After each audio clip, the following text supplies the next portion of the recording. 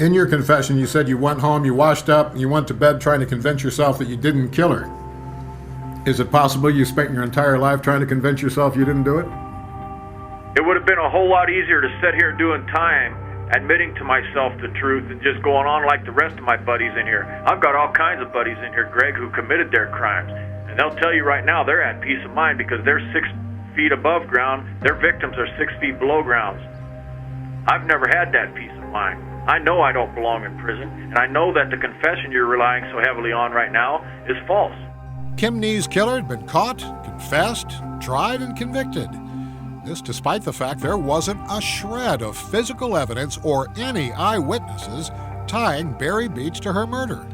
In fact, none of Barry's friends or anybody in the small town of Poplar, for that matter, said they saw Beach anywhere the night of the killing. So it was his confession and his confession alone that put him in prison for 100 years with no chance of parole. A confession Beach insists was coerced. If you follow Barry Beach's story, he says when he became so afraid of dying in Louisiana's electric chair, he lied, told the biggest lie of his life, told investigators he's the one who beat Kim Nees to death. He even gave a detailed description of how he says he did it. The question now is he lying again after being told that he would spend the rest of his life behind bars with no chance of parole? Well, actually, Greg, I have adamantly stated that the confession was coerced and false from the moment that I walked out of the interrogation room. Beach says the confession was coerced after several days of interrogation by lawmen in Louisiana, Detectives Jay Vai and Alfred Calhoun. And as it turns out, a few months later, those same detectives also elicited confessions from 2 other suspects in the murders of 3 women in Louisiana that turned out to be false. DNA eventually led to the real killer in that case. But when it comes to Beach's confession, does it seem to closely resemble, at least on the surface, the physical facts of the case and the killing of Kim Nees?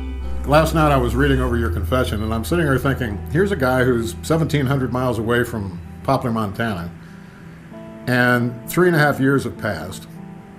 And in his confession, he basically says, 1, Kim was driving her dad's truck that night when she was killed, and that you saw her at the gas station where other people had seen her at the gas station that night.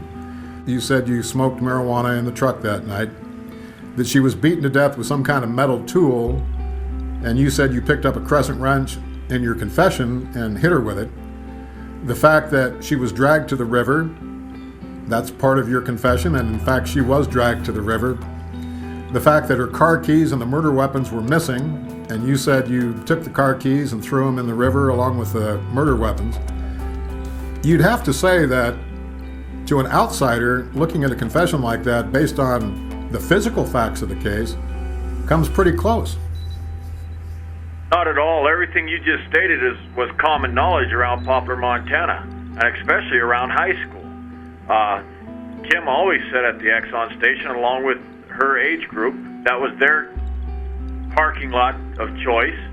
My friend's parking lot of choice was the Conoco gas station 2 blocks down the street. We all had a different area of town where we parked and parked consistently.